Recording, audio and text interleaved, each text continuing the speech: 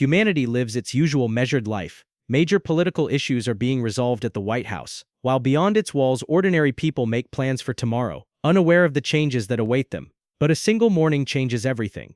For unknown reasons, all carriers of the Y chromosome in the city suddenly die. In other words, all male beings from animals and birds to men perish. Among them is the president of the country. The only surviving males are a young talentless illusionist named Yorick Brown and his pet capuchin monkey, Ampersand. In the event of an emergency, Regina Oliver was supposed to take over the presidency. However, at the time of the catastrophe she was abroad and there has been no word from her since. Naturally, the absence of leadership leads to dire consequences. Riots erupt in the city as women, panicking, begin to destroy everything around them, not knowing how to go on living. Tension rises within the White House as well. The staff realize that within 2 weeks they will be completely trapped. Coal and clean water supplies will run out, and food won't last long either. Animals can no longer reproduce, and growing enough reserves in a short time is simply impossible. This doesn't affect just one city, it will impact everyone. Senator Jennifer Brown takes the reins of leadership. She is soon approached by Agent Sarah Bergen, a member of the president's secret task force, designated 355. Sarah reports that she was sent here due to some real threat, but didn't have time to receive detailed instructions about her new mission. During all this time, Yorick stays in his apartment to avoid becoming a target for desperate women. However, as supplies start to dwindle, he decides to leave a note for his girlfriend and venture out to scout the situation. At the same time, Senator Brown sends Sarah on a mission to find her daughter, Hero, who has not made contact since the disaster. But Hero isn't rushing to hide in a safe place. Instead, she travels to a refugee center to help those in need, including the wife of her deceased lover. After that, Hero returns to the hideout where her friends are gathered. At first glance it seems there are still some surviving men in the city, but it quickly becomes clear that these men were born in female bodies and have transitioned through hormone therapy. Therefore, the mysterious plague had no effect on them. In New York City, evacuation begins, and heavy military vehicles patrol the streets. Yorick has to hide to avoid being caught by the military. Still, he manages to sneak into a local bar to leave another message for his girlfriend. Yorick continues to hope that she is alive, and that upon seeing his autograph, she might return home. Usually Yorick manages to stay under the radar, but this time things don't go according to plan. His capuchin escapes, forcing Yorick to chase after him. The restless Ampersand descends into the flooded subway and disappears into the dirty water filled with the corpses of the dead. Fighting his disgust, Yorick decides to follow, unwilling to lose his only friend. At one point, Yorick thinks he sees another living man nearby, but it appears to be just a vision. Shining his flashlight around, he sees nothing but dirty water. After climbing out, Yorick sneaks into a clothing store to change. However, he fails to stay hidden. The shopkeepers spot the naked visitor and freeze in shock. One of the women suggests capturing the guy and handing him over to the authorities for a nice reward, but ultimately, taking pity on him, they let Yorick go, giving him a set of clean clothes. The stress Yorick has endured nearly drives him insane. Looking through the videos on his phone, he recalls the day Ampersand came into his life, and hearing his friend's voice, the little monkey emerges from his hiding spot. The duo returns home, feeling safe there, but when Yorick hears the door opening, he realizes he was wrong. Someone has broken into the apartment, and he'll have to defend himself. Arming himself with a guitar, he hides behind the corner, but he doesn't get a chance to strike. Sarah proves faster and stronger. She disarms Yorick, and after a few hours, delivers him to his mother, Senator Brown. The pilots who brought Yorick to the White House are locked away. Sarah explains that they need to rest after a long flight, but everyone understands the real reason. No one must find out that the new president's son has survived, otherwise suspicions of conspiracy could arise and lead to even greater chaos. Yorick himself is not thrilled about the situation either. After resting from everything he has been through, he decides to look around, but his curiosity almost leads to disaster. In an abandoned office he is discovered by Mara, the widow of the deceased president. Jennifer and Sarah arrive just in time and manage to make it seem like Mara is suffering from a mental breakdown. Meanwhile, Yorick manages to hide, but the threat hanging over the conspirators grows, and Sarah insists that the boy must be taken out of the White House. The late president's daughter tries to find out exactly what her mother saw that night. Jennifer assures the girl that it was nothing but a hallucination, but Kimberly suspects that President Brown is lying. Jennifer Brown instructs her aides to find a geneticist who can examine Yorick and figure out what happened on the planet and why he and the Capuchins survived. The president plans to bring specialists to the White House, but Sarah remains firm. It's too dangerous, and they must get Yorick out of the city. The agent is ready to take on this risky mission, but it must be done quickly. Meanwhile, in Israel, a wounded woman regains consciousness. Upon learning that all the men on Earth have died, she declares that she must now claim the presidency of the United States. Nora Brady, a former presidential advisor, is forced to wander with her young daughter Mackenzie. Having lost her husband and sons and left without any means to survive, Nora struggles to pull herself together, but ultimately she decides to fight to save herself and her daughter. News reaches the White House that Regina Oliver, the main candidate for the presidency, is alive. This leads to a split among the staff. One part remains loyal to Jennifer Brown, while the other sides with Regina Oliver and Kimberly, the president's daughter. Given the situation, Jennifer has no choice but to agree with Sarah and allow her son to be moved to a safer location. Sarah enlists the pilots who had previously transported Yorick, motivating them by awarding hero stars and promising eternal glory if they succeed in their mission. The only way to secretly get Yorick out of the building is in a cart with dead bodies. The boy tries to refuse and come up with another plan, but Sarah remains adamant. They cannot afford to take risks, and Yorick will have to endure it. The agent successfully smuggles Yorick out and transfers him to a helicopter. She intends to pilot it herself. A second helicopter, carrying only female pilots, will fly ahead as a diversion. However, as soon as the helicopters reach a certain altitude and disappear from view, the escort helicopter loses control and explodes into a shower of burning debris. The sight horrifies Yorick, but Sarah remains calm, knowing this was the price of the pilot's silence.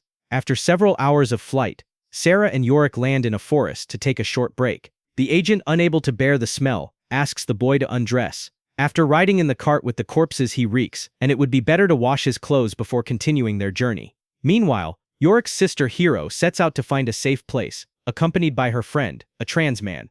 Along the way they stop at a looted store, hoping to find some food, but instead they encounter the frightened Nora and Mackenzie. Examining the girl's leg, Hero notices a serious infected wound and asks Nora to allow her to provide first aid so they can continue moving. Back in the forest, Sarah and Yorick's camp is attacked by a gang of wild looters. Sarah tries to distract them and talk them down, but to avoid any risk, Yorick puts on a mask and waves a stick to scare the women away, fearing they might ruin their plan. The unexpected guests leave, but Sarah and Yorick decide not to stay put. They make their way to the nearest town, where they trade a helicopter generator and a couple of grenades for a motorcycle. While Sarah inspects and checks the bike, Yorick, forgetting all safety rules, runs off to a deserted spot, convinced that he saw his girlfriend Beth in the crowd. This foolish act lands him in a trap. He is surrounded by female police officers who tear off his mask and discover his secret. Sarah has to intervene to protect her companion. Fighting off the officers, she manages to drag Yorick away, but as soon as they get a free moment, Sarah stops the bike to bring the loser back to his senses and remind him how important the mission is, a mission he has just nearly sabotaged. Meanwhile, Hero, her friend, and their new companions find shelter for the night in an abandoned women's refuge. Hero confides in Nora that her daughter has serious medical problems. She needs antibiotics, but pharmacies have long since been looted along with the empty houses. Stricken by fear and helplessness, Nora steps outside so her daughter doesn't see her tears. But outside she faces a new trial. Horsewomen appear in the courtyard, claiming to be the rightful owners of the house, and they don't seem too happy about uninvited guests. The rest of the visitors are quickly discovered by the horsewomen as well. They are herded into the stables to get rid of extra mouths to feed. However, Nora notices something that might save them. One of the horsewomen turns out to be wounded, and Nora asks Hero to examine the girl and provide help. Hero tries her best, but the gunshot wound is too severe, and there's nothing available but duct tape and a couple of rubber gloves. Hours of makeshift surgery bring no improvement. The girl's condition worsens, and the leader of the gang, Roxanne, decides to end her suffering. To Nora's surprise, Roxanne proves to be kind and understanding. She invites the guests to stay in the house for the night, and promises to provide the antibiotics needed for Mackenzie. As the group follows Roxanne, Hero realizes that antibiotics are just a small part of what the gang controls. They own an entire shopping mall stocked with supplies. Meanwhile, Sarah and Yorick continue toward Boston, hoping to find geneticist Allison Mann, but at the city's entrance they encounter a military checkpoint heavily guarded and armed with tear gas. Sarah proposes that they split up. She will distract the soldiers while Yorick and Ampersand sneak around the blockade. Meeting Boston's colleagues, Sarah quickly realizes that the absence of men hasn't rid the world of crime. Rebel groups constantly attack Harvard, trying to break in and find answers to their questions. The plan works. While Sarah keeps the soldiers busy, Yorick slips into a headquarters building to hide. However, there he falls into the hands of rebels, risking exposure. Luckily for him, the rebels mistake him for a trans man and let him go, even telling him where he can find his people, get the necessary hormones and hide. At last, Yorick and Sarah locate Allison Mann's apartment and then her office at Harvard. The geneticist is not pleased to see strange visitors, but the moment Yorick removes his mask, she immediately understands why they are there. Mann realizes she must study the boy and his capuchin, but it's impossible to work at Harvard. There's no equipment or biological samples left. Therefore, she suggests the only possible option, traveling to San Francisco to use the lab there. Sarah agrees to yet another dangerous journey, but secretly sabotages their radio, cutting off their only way of contacting the president. She later uses the radio's malfunction as an excuse to leave, asking Yorick to watch over the geneticist while she finds another way to communicate with the White House. Meanwhile, political infighting over power resumes at the Capitol. But not everyone is focused on that. One of Jennifer Brown's aides, Christine, falls ill and fears she has lost her baby. However, an ultrasound reveals the opposite. The pregnancy is progressing, and it's quite possible the child is a boy. Sarah breaks into a stranger's house, only to find that the homeowner is just as skilled and dangerous as the secret agent herself. A fight breaks out between the two women. But once they allow each other to speak, it turns out that both intruders work for the same organization and came here for the same reason, to find the homeowner and put a bullet in her. After learning about the helicopter crash, Jennifer is beside herself with worry, but Christine tries to calm her. The search team has reported finding the bodies of only 2 pilots. The relief doesn't last long. The president realizes that Sarah most likely staged the crash to eliminate unnecessary witnesses. A terrible thought strikes her. Yorick is in the company of a dangerous criminal, and there's no telling what Sarah might do to him. Regina Oliver, the main contender for the presidency, is brought to the White House. Taking advantage of this, Kimberly starts plotting a coup to get rid of the hated Jennifer Brown, and eventually seize power herself. Meanwhile, Allison Mann confesses to Yorick that she isn't confident about the success of her research. She doesn't know if they'll have the resources to find out why the men died, or whether it will even be possible to revive the male species. One thing is certain: hard times lie ahead for both Yorick and his Capuchin. Soon they will become experimental subjects. Sarah returns to the office and proposes that they set off. For some reason she lies to Yorick, claiming that she spoke to his mother, and that they now have permission to travel to San Francisco. The trio sets off on their journey, unaware that a military patrol is already circulating around the city with Sarah's photo. While the women wait for a safe window between the gas deployments, Yorick decides to visit the place the rebels told him about, a community of transgender people where he can remove his mask and show his real face without fear. Sarah flies into a rage over Yorick's latest stunt, but it soon becomes clear that the real threat isn't him, it's her. The patrol arrives at the community and shows everyone her picture. The trio manages to escape from under the hunters' noses and hides in a church, where Sarah is forced to admit that she has no communication with the White House and has been making all decisions on her own. Meanwhile, Hero, her friend, and Nora with her daughter continue to live in Roxanne's commune. At first glance, it seems they have found a true paradise. There's food, medicine, and safety. But when Nora tries to take her daughter away from another radical feminist meeting, Roxanne explodes with rage. She reminds them that they are guests and must follow her rules and obediently listen to everything she says. Moreover, Roxanne does everything she can to make young Mackenzie hate men and join their movement. Another such meeting is interrupted by a battle alarm. The women quickly set up barricades and arm themselves to defend their supermarket. The enemies turn out to be a small group of desperate women with a little girl. Roxanne goes out to meet them, but she no longer accepts outsiders into her commune. Not even a child evokes her sympathy, and she drives the refugees away, refusing to help. Meanwhile, Allison finds a flyer among Sarah's things. It's a wanted notice for the agent. She suggests that Yorick should run away to avoid being endangered by Sarah, but the boy refuses to betray his friend, even though he knows she is hiding something from them. That evening, Roxanne gathers her commune for some kind of celebratory event. At the beginning of the ceremony, she tells the crowd about Laura, one of the members of the movement that Roxanne proudly calls the Amazons. At first, everything seems innocent, but as the celebration progresses, Hero and her companions begin to sense that something very strange is happening. Laura is first sprinkled with dirt, then submerged into a bathtub, and when she surfaces, everyone begins calling her by a new name, Athena. Finding all of this extremely unsettling, Sam, Hero's trans friend, leaves the hall. One of the movement members follows him to warn against clashing with Roxanne, but instead she only gets herself into trouble. She is immediately summoned for a conversation. Back at the White House, Jennifer receives a report that the search group has located Sarah and is preparing an ambush. The president begins to worry that the scouts might also find her son. But by that time, Allison manages to convince Yorick to leave, and the pair escape into the forest. Tension rises. The trackers try to catch up with Yorick and Allison, but Sarah neutralizes the soldiers and destroys their radios, cutting off the signal to the White House. That night, Nora wakes up to the sound of screams. Trying not to make any noise, she peeks out of the room and sees a crowd of Amazons punishing a girl for speaking to Sam. The smiling beauties turn out to be ruthless, but Nora decides not to intervene. She wants her daughter to stay safe, and for that she is willing to play by their rules. Sarah finds a van, and the group continues their journey to San Francisco, despite Yorick and Allison's attempt to escape.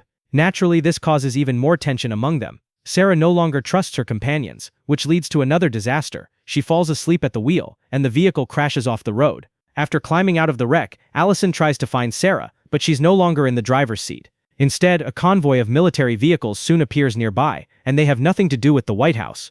Jennifer is informed about the incident, as well as the fact that among the fugitives was a man. While the president struggles to deflect suspicions away from her son, Yorick regains consciousness in an unfamiliar house, in bed with an equally unfamiliar woman. Getting out of bed, he goes in search of his Capuchin, but instead encounters the people who brought him to this place. The residents of the ranch where Yorick has been taken seem peaceful enough. However, they refuse to tell him where his companions are. Meanwhile, the girls wake up in a jail cell, completely unaware of where they are or how to escape. Jennifer addresses the surviving citizens of the city, asking them to agree to evacuation and not to incite chaos. In the crowd, the president spots a familiar face, Beth, her son's girlfriend, who all this time had been in a hospital. While Jennifer talks to Beth, Kimberly continues to secretly persuade Regina to overthrow the usurper and take her place. Despite the friendly atmosphere, Yorick isn't set free. On the contrary, he is thrown into a cell with the girls, so the community can decide what to do with the prisoners. Meanwhile, more grim news arrives. A new strain of flu has been discovered in Greece. Jennifer immediately dives into addressing this new crisis, but is also faced with another. Mara shows up at the command center, demanding to know if the rumors about Yorick are true. The waiting inside the cell becomes unbearable, and tensions flare again. Yorick and Sarah end up fighting, but the argument quickly ends when the heavy door creaks open, and a woman from the settlement appears. She informs the prisoners that a decision has been made. They will be allowed to stay until Sarah recovers. After that, they'll be escorted out of the city so they can continue their journey to San Francisco. The ranch residents provide Sam with a separate bedroom. Before he drifts off to sleep, he warns Yorick to stay alert and trust no one. But Yorick is convinced that Sam is exaggerating the danger. The ranch seems lively, and everyone appears peaceful and kind. Moreover, they have plenty of food, electricity, and water, luxuries that are rare in most regions now. Meanwhile, Mara's grief becomes unbearable. She climbs to the roof and takes a step into the void, hoping to reunite with her husband and sons. She leaves a note for her daughter, apologizing and urging her to be strong. At the same time, Beth returns to the city, but instead of going back to her friends as she had told Jennifer, she heads straight for a rebel truck, joining a group planning an assault on the White House. Back in Roxanne's commune, Kate, one of the Amazons, tries to leave the group, but Roxanne reminds her of the harsh rules, shooting the fleeing girl in the back. However, Roxanne doesn't confess this to the others. She frames the incident as an attack by nomads to prevent further desertions. Roxanne orders everyone into intensive firearms training. Moreover, she plans to kick out the guests. Nora learns of this from one of the members and rushes to the leader, begging her to allow her and Mackenzie to stay. No amount of pleading works on Roxanne. She gives Nora a few more days, after which the woman and her daughter must leave the commune. Roxanne remembers how she first found this place and built the Amazon community. From day one, she had been its sole leader. Nothing has changed since then. Roxanne continues to dictate the rules and convinces the residents that beyond her protection lie only danger and death. Every day she holds meetings where the women are required to recall the worst deeds of men and reinforce the idea that Roxanne is their only source of safety. Sam is banned from these gatherings and begins preparing to leave, planning to occupy the guest houses by the lake and start his own community. But Hero has already started falling under Roxanne's influence. She's no longer sure she wants to leave. Roxanne witnesses an emotional argument between Hero and Sam. Seizing the opportunity, she manipulates Hero again, convincing her that even a not real man shouldn't speak to her like that. In the end, the friends part ways, and that night Roxanne drives Sam out, allowing him to take a little food with him. The next morning, Roxanne doesn't tell Hero that she was the one who let Sam go.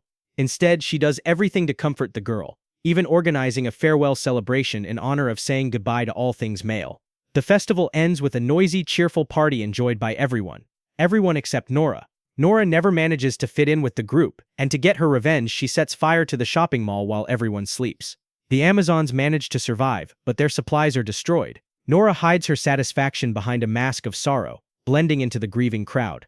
Pleased with her actions, Nora prepares for a night escape. She heads into the forest to check her supplies but instead finds a police car by the river, filled with bodies. It becomes obvious that Roxanne is not who she claims to be, and Nora decides to use this information to her advantage. Choosing a moment when they are alone, Nora confronts Roxanne about her discovery. She promises to stay silent, in exchange for privileges. She and her daughter must always have access to the best food, protection, and shelter. But Nora offers more than just silence. She promises to help Roxanne retain control over the group even after the loss of their supplies, ensuring that people won't abandon her. Roxanne accepts Nora's terms. She gathers her followers and delivers a loud, fiery speech, promising that they will overcome all hardships and conquer the world. Meanwhile, Sarah slowly recovers and even resumes her training, although she continues to suffer from hallucinations and visions. Despite this, she keeps a close eye on Yorick, who seems to have once again let his guard down and placed too much trust in the villagers. Sarah's suspicions grow when one of the villagers approaches her, asking suspicious questions about a device found in the wrecked vehicle. The girl refuses to reveal what it is, but she clearly doesn't want Yorick to find out about the beacon. On Roxanne's orders, Hero finds another settlement, a group of women who have created a memorial to honor the memory of men. Hiding behind the guise of protecting women's rights, Roxanne organizes a raid to steal food and supplies from the settlement. The Amazons unleash hell on the inhabitants of the memory town, but Nora quickly realizes something is wrong. Instead of simply taking food and water, the savages are destroying everything in a frenzy. Nora doesn't like what she sees, and tries to reason with Roxanne, but the deranged leader insists that this is the right path. Fully recovered from her illness, Regina Oliver prepares to overthrow Jennifer Brown. She instructs her allies to be ready for a coup within 30 minutes. Seeking additional support, Regina turns to Kimberly, but after her mother's death, Kimberly has lost her fire and no longer wants to be involved in the rebellion. At the same time, under the government building, Beth's team plants explosives. Jennifer Brown is summoned to the command center, where she is accused of hiding information about Yorick to protect her pregnant aide. Jennifer is forced to confess, admitting that her son survived. She also reveals that he was sent to a geneticist in the hope of saving humanity, although no one knows if he has reached his destination. Even those who had supported Jennifer the day before now side with Regina. They demand that the liar step down and hand over power to the true president. The discussion is interrupted. An explosion rocks the building, and it becomes clear that intruders have broken in. The rebels, led by Beth, storm the building. Making their way through the underground tunnels, they clash with the politicians, and the president's security service is forced to lay down their arms and surrender. Jennifer recognizes Beth despite her balaclava, but the girl manages to signal her to stay silent and not expose her. Regina's desire to be president vanishes the moment danger appears. Thus, Jennifer Brown has to take responsibility and negotiate with the rebels. Responding to their demands, the rebels move the hostages out of the control center, hoping to leave the building with them without encountering the feral townspeople. At that moment, Regina begins to assert that she is the rightful president, and everyone must obey her. In a fit of rage, she accuses everyone of betrayal, attempts to expose her former allies, including Kimberly, and as the final blow, announces that Jennifer Brown's son is alive. One of the rebels silences the hysterical woman with a bullet to the forehead. But the damage is already done. Her words have been spoken. And most importantly, the rebels' plans are now thrown into chaos. Meanwhile, Yorick's prolonged stay at the settlement leads to trouble. The women, starved for male attention, begin hunting him, hoping to spend time with the last surviving man. Taking advantage of the moment when Yorick is distracted and Allison is socializing with the locals, Sarah sneaks into the forest to destroy the beacon that had been transmitting her location. All this time, the rebels fail to evacuate the hostages in time. A second rival faction releases tear gas through the ventilation system. Gunfire erupts in the hallways, people scatter in panic, and those who do not escape in time fall dead to the floor. Beth secretly removes Jennifer's handcuffs and tries to lead her away. The president does not have time to save her pregnant aide, but Kristen is not left alone. Kimberly stands up for her. Through the underground parking lot, the girls manage to reach an exit. At Memory Town, among personal belongings, Roxanne finds a notebook listing the names of all surviving men. Now the leader has a new goal, to hunt down and destroy them all, to free the planet. The Amazons decide to start with the young man they have already seen once, the one now living in the nearby village. Nora shows Roxanne his portrait. It is none other than Yorick Brown. Beth gives Jennifer her uniform. Before they part ways, Jennifer tells the girl that Regina's words were true. Yorick is alive.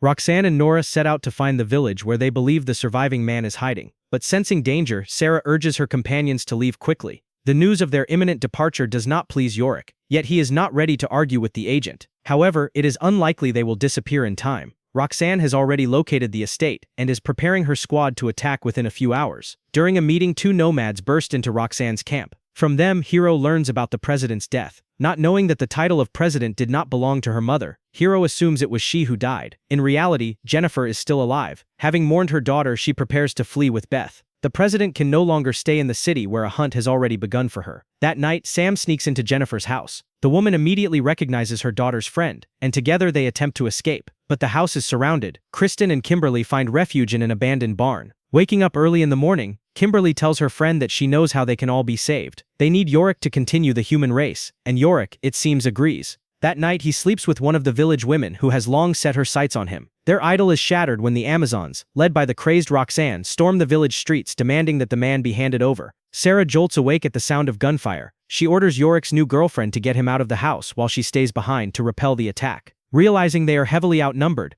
Sarah steps outside with her hands raised. Pretending to be frightened of the intruders, she brings out the local trans man, passing him off as the real survivor. A serious firefight breaks out on the main street. The sounds of gunfire distract Sarah's convoy, and she uses the moment to disarm her enemies and escape. Even little Mackenzie joins the fight, trying to prove to Roxanne that she deserves her place in the commune. Meanwhile, Hero catches up with the group of escapees. She fires at them until Yorick turns around. Recognizing her brother, Hero freezes, but Yorick's girlfriend, unaware of the family connection, shoots Hero. Wounded, Hero manages to tell her brother about their mother's death, and warns him that the Amazons intend to destroy him. She urges Yorick to flee, and to buy him time, eliminates one of her own sisters in arms. The firefight in the city rages on, but unexpectedly Nora raises her hands and steps into the center, declaring their surrender.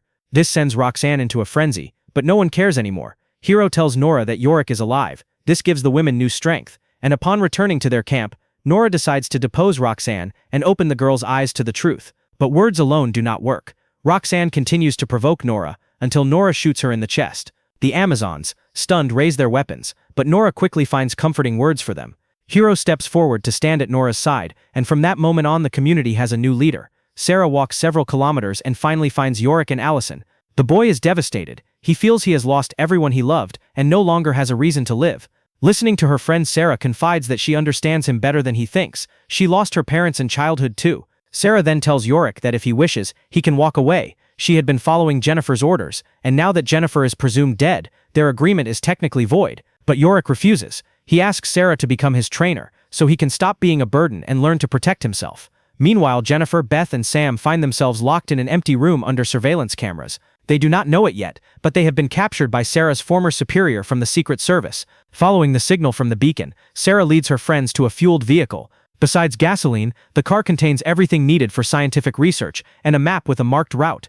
Where does it lead? For now, that will remain a mystery.